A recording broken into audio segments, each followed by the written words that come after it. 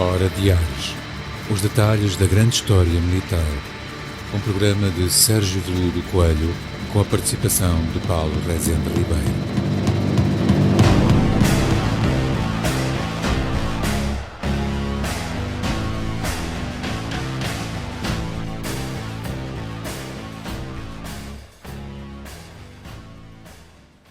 Sejam bem-vindos a mais uma Hora de Ares, comigo e com o Sérgio Coelho.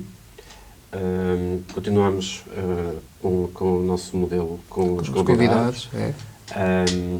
Esta semana temos o nosso convidado, João Paulo Vieira, ilustrador digital. Digital. Sim. Sim, pode ser. Ilustrador. Ilustrador. Ilustrador digital. Mas que não começou no digital. Exatamente. Como é costume, subscrever o canal, sininhos... O efeito especial que o nosso realizador vai pôr, o sininho Tem vermelho. aqui o sininho vermelho. Não sei, deve aparecer por aí alguns. Deixar o gosto, comentar, partilhar, o costume. E hoje vamos transportar-nos para a arte. Para a arte, exatamente. Mas para o 2D. Mas que há bocado falávamos em off, que pode ser 3D, não é? E 2,5D também. E 2,5D. Depois vou explicar. Exatamente. Não, hoje trazemos também um amigo já de há anos, conhecemos no Museu Militar. Exato. Tem outras ocupações, não é ilustradora full-time. É mais uma situação em que o hobby passou a algo mais. Sim. É o perigo dos hobbies. Há hobbies que continuam hobbies, ou há hobbies que se profissionalizam ou alcançam patamares de realização Como os notáveis. nossos convidados. É algo que é para a todos eles. Exato, tem sido uma feliz coincidência termos tido essa experiência de pessoas que o hobby começam a vivê-lo de uma forma diferente. João Paulo, eu sei que tu não, profissionalmente não é o teu... Profissionalmente tu trabalhas noutra área, não é? Tens uma... Da psicologia, sim. Exatamente. Há uns anos começamos a falar em ilustração no Museu Militar do Porto. Exato. Quando nós estávamos lá, quando íamos às Assembleias Gerais da Liga dos Amigos do Museu Militar do Porto, e tu começaste pela ilustração convencional, manual, sem usar o digital. Sim, não é? sim. Comecei por aquilo que é a base, que é o desenho. Exato. E embora atualmente esteja muito vocacionado para a parte da aviação, sobretudo, o início não era pela aviação. Foi um bocadinho como alguns livros têm aqui, foi pela parte da ilustração histórica, digamos assim, das figuras, disso. Sim. A reconstrução, sobretudo, história militar. E comecei pela parte do desenho, ou seja, redescobri o desenho, mais ou menos há 20 anos, e porque acho que todos temos uma fase em que adoramos desenhar, não é? Quando somos mais pequenos, quase todos. Depois outras coisas manteve-se o meu gosto de base da história militar e aviação. A parte do desenho ficou posta de lado. E há cerca de 20 anos, 2000 mais ou menos, várias mudanças na minha vida. Não sei porquê, não consigo explicar muito bem, de repente deu-me vontade de começar a desenhar. E comecei a desenhar, como disse, pela parte da figura. Sim. E sempre pela base, que é a anatomia, não é? Tem que ser essa a base. Claro. E depois de ter já alguma evolução a esse nível, passei também para pintar. Curiosamente, pintava com lápis de cor, que é uma técnica que não é muito usada, porque geralmente quando é o tradicional é a aguarela, o acrílico, o guache, o óleo. Por várias razões tentei e fiz alguma coisa a nível de lápis de cor, mas também era um meio que me limitava muito, sobretudo pela ilustração, que há sempre a necessidade de ir corrigindo, alterando, e então comecei rapidamente, passado poucos anos, a experimentar o digital, através do Photoshop, que é um programa que há outros similares também, que permite dar-nos uma maior liberdade. Trabalha sem camadas, layers, que se calhar a melhor forma de explicar para quem não sabe é como se fossem acetatos. Pois, Cada layer exato, é transparente, não tem em si, e a informação que nós colocamos, e como tem uma ordem, eles são colocados uns em cima dos outros. Se for totalmente opaca aquela parte, cobre o que está por baixo. Se não for, vai mascarando. Vai mascarando, exatamente. E estes trabalhos, alguns têm aqui, alguns livros que eu ilustrei, foram feitos dessa forma, através do Photoshop. Esse é um deles. O que se vê aí, o resultado final, são sempre à volta de 300 camadas. São sempre... eu depois, como também tenho um bocadinho a mania da organização, e é bom, faço também as chamadas pastas. Ou seja, cada layer são agrupadas em pastas. E tenho sempre uma pasta que é a cor base, uma pasta para o volume, que é a aparência tridimensional do desenho, da pintura, uma pasta, por exemplo, para as marcas, as insígnias, a numeração, tudo isso, uma pasta para painéis, rebites, tudo isso. Embora aqui, como falámos há um bocadinho em off, tem a dimensão final, não dá para ver todos esses pormenores. Quando impresso. Quando é impresso. Sim. Agora no documento mãe, isso está na lá. matriz, aquilo Sim, está lá. Pelo tamanho, pela qualidade da imagem, está lá tudo. E isso permite sempre poder alterar a qualquer altura, o que dá maior liberdade para este tipo de trabalho. Agora voltando um bocadinho atrás, quando eu recordo um bocadinho, porque coincidiu, nós estávamos pelo museu e chegamos a encontrar-nos no museu, porque eu também estava, digamos que estavas a retomar, eu tinha acabado um período também complicado em termos de profissionais, eu tinha abandonado um bocado a ilustração, eu tinha trabalhado também em ilustração, usava muito Ecoline, o desenho base de lápis, etc. Nós chegamos a estar a mostrar os trabalhos um ao outro. Sim. E havia uma coisa que realmente tínhamos em comum e agora dirigindo a ti, que és o nosso convidado, o que era fundamental aqui, porque o trabalho está aqui, mas fundamental foi a capacidade que tu tenhas de investigar e saber o teu gosto pela história militar e ver as fontes de forma fidedigna. Sim. Esse é, embora o trabalho final e depois a pessoa conhecendo, e acho que bastava dizer que, por exemplo, um trabalho desses exige 300 camadas, as tais layers, os tais acetatos, digamos assim, digitais. O trabalho de investigação ocupa muito mais tempo. E há sempre dois tipos de trabalho. Ou, a maior parte dos trabalhos, eu não sou o autor, eu não escrevo os textos. Por exemplo, naquela série ali, sim, os textos é uma introdução e depois tem legendas detalhadas, e isso cabe a cada ilustrador nessa série. Mas nos outros há sempre um autor. Exato. E ele é que determina, em princípio, qual é o esquema de cores que vamos usar, qual é o avião que vamos representar. Não sei se há alguma visibilidade. Sim. No caso este F4 japonês, onde estás a dizer.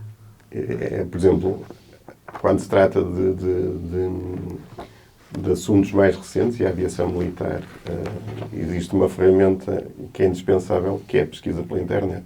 Sim. Fotografias. Ou seja, Exato. O que pretendemos aqui é reproduzir ao ínfimo pormenor o avião em si. Uma curiosidade, quando, por exemplo, o avião foi filmado ou fotografado num período que era preto e branco e foi alterado e neste momento não se sabe como é que ela era, Pois. Como é que se chega lá? Nós também, na ilustração, temos sempre um bocadinho de especulação. Ou seja, isso é importante que seja sempre admitido. Exatamente. Houve um trabalho que eu fiz que era um período dos anos 20, 30, e num país sul-americano. E a base que existia fotográfica era a preto e branco. e muitas vezes parcial. Ou seja, tínhamos muitas vezes como é que eram fotografados os aviões. Estavam pousados e havia pessoas à frente. Um acontecimento qualquer. Muitas vezes, por exemplo, hoje em dia nós temos vídeo, temos os walk-arounds, que são aquelas em que alguém filma, fotografa o avião de todos os ângulos e podemos ver como nós todos. Exato. Ali não tínhamos. E o que é que fazemos? Inferimos um bocado também. Que tipo de... Pela tonalidade, nós podemos excluir algumas cores, não é? Outras seriam mais ou menos prováveis. Por exemplo, neste caso, um dos aviões tinha escrito tinha uma inscrição de lado e na fotografia via-se parte da inscrição. E ela não podia, ao fazer o perfil do avião, que é o avião visto de lado, eu não podia pôr ali um ponto de interrogação a dizer não sabemos. Teve que ser criada a outra parte. E como é que se fez? Usou-se o estilo da que se conhecia, sabia-se o texto que faltava, porque havia descrição disso. Composto o resto. Compôs. Agora, até aparecer uma fotografia que desminta o que foi feito, é uma educated guess. Sim. É o que nós mais próximos estamos, desde que isso seja...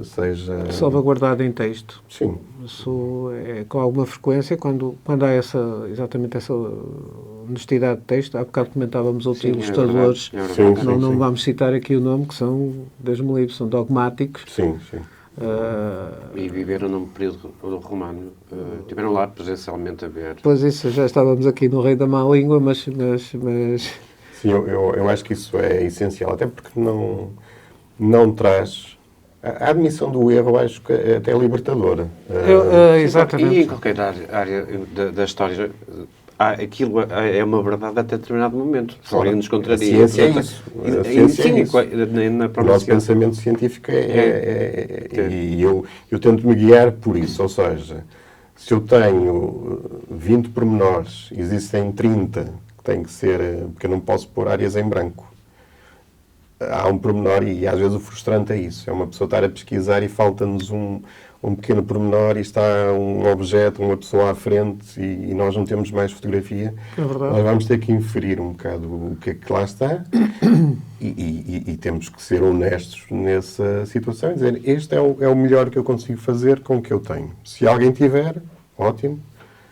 Havendo a oportunidade, vai-se corrigir. O livro está no impresso, é evidente que não será. Se for antes, e aqui a comunidade também da internet também ajuda muito. E como eu estava a dizer um bocadinho, não só esta pesquisa é feita pesquisando fotografias, querem livros, mas também, sobretudo, e não podemos não referir isso, é verdade, pela internet, o Facebook, onde eu tenho uma... para além de mostrar o meu trabalho, também participo em imensos grupos e aí é que se vai buscar, porque há pessoas, por exemplo, para um livro desta série, que vai ser anunciado em breve, há um perfil muito interessante que eu nunca tinha ouvido falar. Foi de um episódio desse avião. É muito interessante. E vem a partir de fotografias que alguém publicou num desses grupos. Pois. E porque essa pessoa esteve lá e consegue mostrar aos outros, porque senão nós... Quer dizer, nem eu sabia. Ao pesquisar para esse avião, descobri isso e achei extremamente interessante. E depois podemos contactar a pessoa, ver mais pormenores disso tudo. Mas é sempre o melhor até aquele momento. Eu acho que é isso que temos que ser honestos. E se conseguirmos fazer assim, ótimo.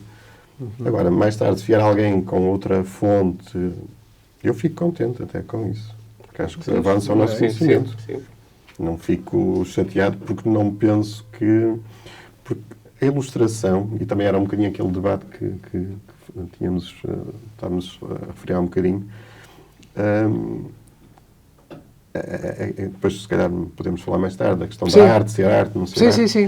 Para mim é um bocado, pronto, é lateral. Isto é um trabalho, a ilustração tem uma função principal, que é fornecer informação que nós não conseguiríamos de outra maneira. Por exemplo, eu não posso ter uma imagem a cores de um legionário romano. não é? Tenho que o ilustrar. Pois. Posso tirar fotografias, ou então, usando a técnica da ilustração, posso fazê-lo. E a ilustração tem uma vantagem também que eu acho sobre a fotografia, que nós podemos moldar quer a luz, quer pormenores que podemos incluir. Isso, aliás, vai de encontro a uma teoria. Há uns anos, não tão poucos quanto isso, eu fiz um pequeno curso de ilustração científica aqui no CIMAR, no Centro de Investigação, aqui no Porto. E a primeira coisa que nos disseram, era um curso muito rápido, muito básico, sobre o manejo do lápis para fazer, portanto, aquelas superfícies, a texturação. Nós podemos tirar fotografias aos pássaros, às conchinhas, etc. Mas a ilustração científica, isto aplica-se, penso eu, que o princípio é o mesmo. A ilustração científica permite trazer ou a luz conforme nós queremos, ou fazer sobressair o pormenor conforme nós queremos, ou se pretende que seja. Sim, sim. A fotografia, por vezes, não permite isso. Não é? Por exemplo, estas vistas laterais, são os perfis, como, por exemplo, tem aqui. Nós não conseguimos, numa fotografia, qualquer fotografia tem uma distorção, não é? Pois. E a única forma mais próxima, e depois também podemos falar um bocadinho do uso da fotografia para a construção da imagem, mas a única forma é tirar a imagem com uma distância suficiente e tentar evitar qualquer tipo de distorção, seja a distorção em barril, como se chama, seja a outra. Sim. E nós podemos usar fotografia, mas os detalhes não estão lá, alguns. Depois ficam ocultos, a questão debaixo das asas, ou, por exemplo, a questão dos pylons, de suspensão do armamento, etc. Isso, a ilustração... A fotografia está tapada por uma pessoa, como naquele caso. E mesmo nas fotografias mais modernas. Ou outros aviões a tapar. E há sempre, por exemplo, se eu quiser representar as marcas, por exemplo, este avião tem ali um 40, que é de um aniversário, é uma pintura comemorativa, ali está... corretamente, em termos de perspectiva. Mas se tiver uma fotografia, a menos que tenha essas condições muito peculiares, ele vai estar distorcido. E se eu for construir, por exemplo, a partir da fotografia, se não estiver consciente disso, vou transportar essa distorção. E isso depois também acaba por... depois podemos falar do processo, passo a passo, até chegarmos ali. E a fotografia é o início dele. Mas não é a matriz completa. Há um processo que depois, se quiserem, depois podemos falar sobre isso, mas a fotografia é indispensável, mas não é a base total. Tem que haver trabalho sobre ela. Eu recordo-me ainda nos tempos quando passaste pela AT, quando fazes a ilustração convencional, portanto não digital, passaste pela AT, e eu também... Nessa altura fiz algumas ilustrações e remetendo até para o período romano, tu fizeste figuras romanas para a HAT. HAT, deixem que vos diga, uma marca, penso que era russa, HAT. Não, americana. Americana. Sim. De figuras, portanto são caixas, não é? Com figuras para construir, para modelismo, lá está, para modelismo de figuras. E uma das coisas que para mim era angustiante fazer, quando eu desenhava um legionário romano, era a posição do escudo. Sobretudo, quando era o escudo romano, que toda a gente vê nos filmes, o semicilíndrico, a coisa ia. Mas o escudo cilíndrico, por exemplo, Baixo Império, para mim era uma tragédia tentar perspectivá-lo. Dar-lhe a perspectiva correta conforme a posição que se queria pôr à figura. Eu lembro também, comentámos isso, isto vai ser um 31 para... E era, neste caso, o que é que... Era o draft a lápis, apaga e volta a fazer, aquilo acabava a ficar marcado, tem que se fazer o decalque, não é? Portanto, sim. Era sempre essa questão do como é que se vai representar, porque não é fácil. Não é fácil, não é? Eu nessa primeira fase, eu fazia... Eu gosto de desenhar quando é figura, em A4, acho que para mim é e ocupar na extensão vertical tudo. Gosto de fazer assim. E fazia o desenho, já com alguma sombra, às vezes só para dar mais alguma ajuda, e depois transferia-o quase a papel químico para depois para o papel final, onde iria depois colorir. Pois. Isto antes de passar. Agora, também cheguei a fazer, ainda fiz recentemente, já passaram alguns anos, mas a última figura que fiz foi um Draconários, romano, e fui buscar um desenho que tinha feito Eu acho que sei qual é esse Draconários que estás a falar. Sim. Eu acho que sei qual é. E então, até depois pus no Facebook, que é a plataforma onde eu coloco mais coisas, pus o desenho ao lado da figura final. E existem alterações, mas a figura final pintada já é digital, o que me permitiu poder corrigir várias coisas que, pronto, seria muito mais limitado se pintasse pelo método tradicional. E como também acabei por fazer essa figura, já depois de fazer muito trabalho, acabei por importar um bocadinho e usar os métodos que uso com as camadas, embora quem faça muitas vezes digital a figura faz numa só camada. Mas para mim dá-me mais liberdade porque permite errar um bocadinho e permite corrigir mais tarde, se eu fizer em camadas. E fiz dessa maneira. E também é uma figura que não tem as 300 camadas dos aviões, como é óbvio, mas tem várias. E o digital permitiu exatamente isso. Ou seja, pegar naquele desenho, que já tinha uma data de anos, e alterá-lo o suficiente, que era até um bocadinho na pose dele, em alguns pormenores da figura, para fazer uma coisa que eu apreciasse um bocadinho mais. Exato. Diz-me uma coisa, Paulo. Como é que tu conseguiste? Porque devo dizer aos nossos telespectadores que e ouvintes, exatamente, eu vou utilizar o teu nome de guerra, GP Vieira. Sim. Portanto, o João Paulo ficou contraído. Sim. Quem está a ver depois conto porque consegue ver, até tem mas acho que é fácil de perceber. uma biopic. Sim. Exatamente. E uma bela fotografia. Neste momento, o João Paulo, o GP Vieira, é uma pessoa que é subejamente conhecida no mundo da ilustração digital da aviação a nível internacional, a nível das editoras de referência. Portanto, fizeste um percurso em que realmente eu comecei a observar que tu vieste das caixas das figuras e entraste, e o Facebook, até já antes, mas o Facebook ajudou muito Sim. Tu entraste num percurso em que tornaste um ilustrador de referência, porque és. Sim. Isto não é uma sessão de elogios, depois podes autografar um livro quando eu tiver um, mas é de referência, porque vê-se cada vez mais o teu nome, por exemplo, isto tu há bocado deste um nome, se me permites, isto é um bookzine, não é? Isso é a designação que a Morton usa para essas revistas musculadas, digamos assim. Sim. São os bookazines que eles... Exatamente. Não é um magazine, não é um book, é um bookazine. Exatamente. Isto não sei se reduz aos custos de impressão, porque a qualidade de impressão é ótima, Sim. mas podemos ver que dão os perfis. Aqui, isto é qualquer coisa, com informação. Sim.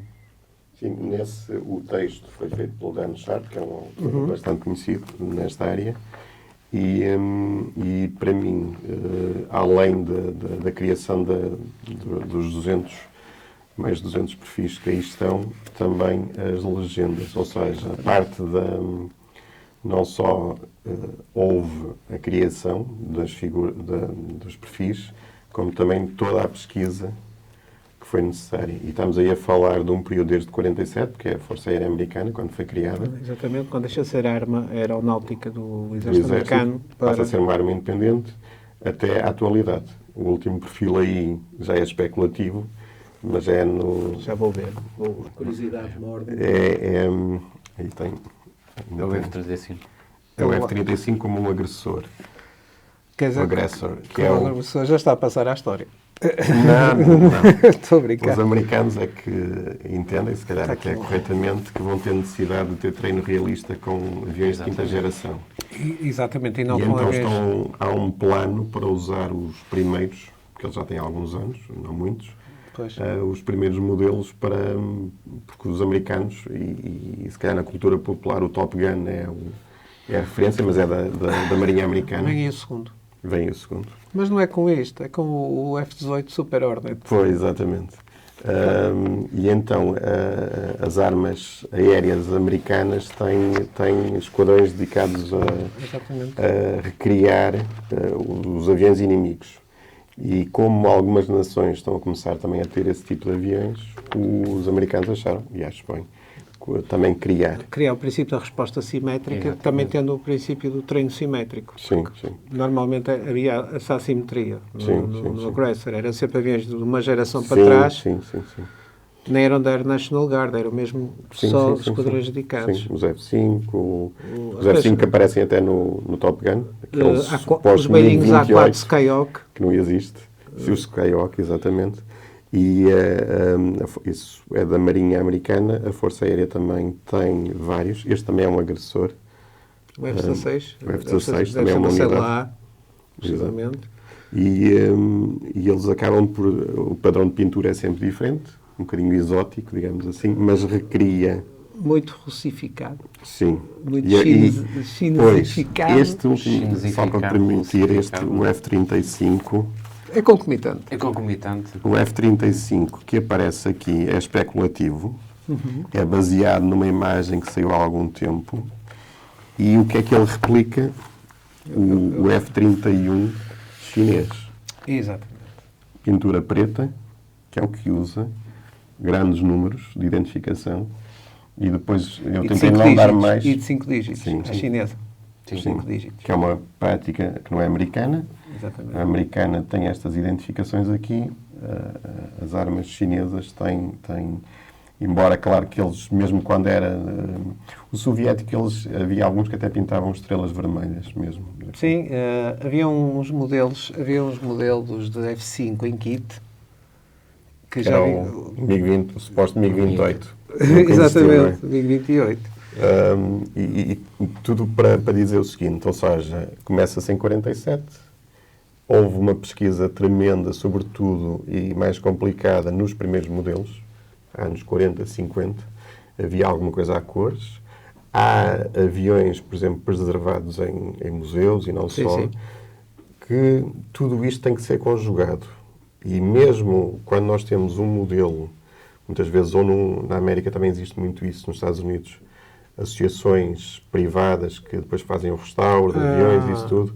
Conhece a Confederate Air Force? Sim, exato. Que é uma coisa, Confederate Air Force, mas eles dedicaram-se a preservar, pelo menos o mais conhecido que eu tenha visto é o B-25. O Mitchell B-25. Sim, eles têm vários. Eles têm vários, mas que eu retive logo foi o B-25, mas versão prateada.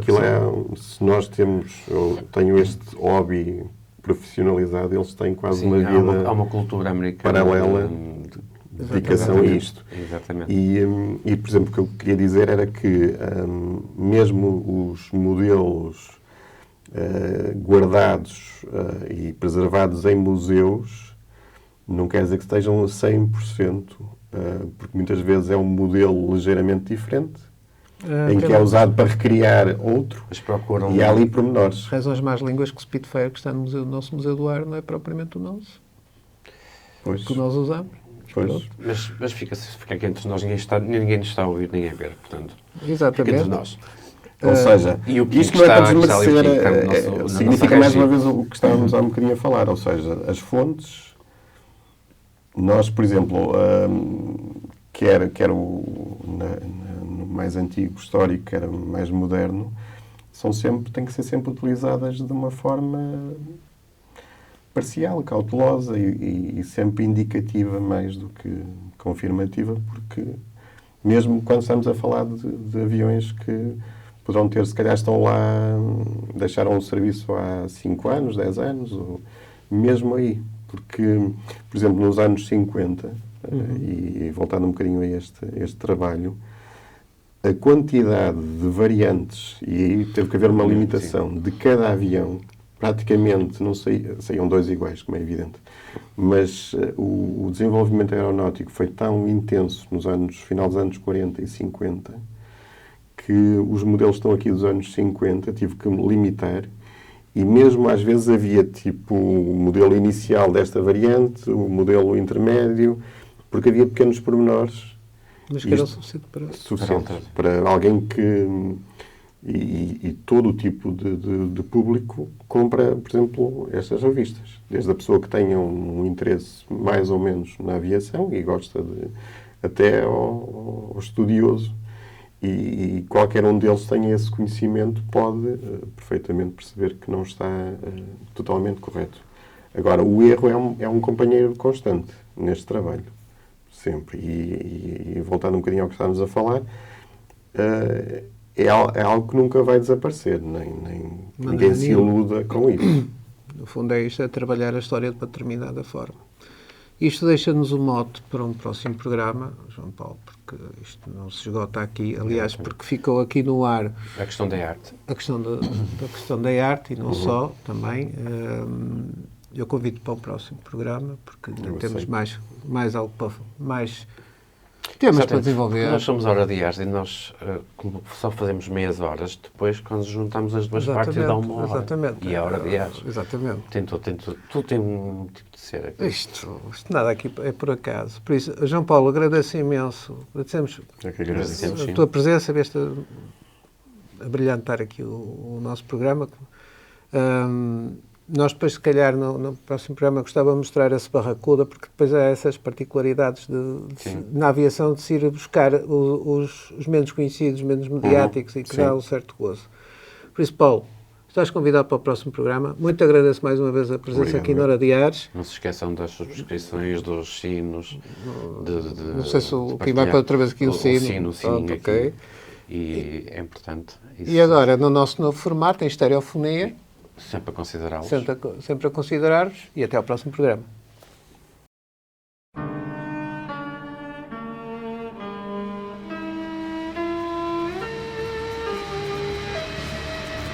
Hora de Ares. Os detalhes da grande história militar.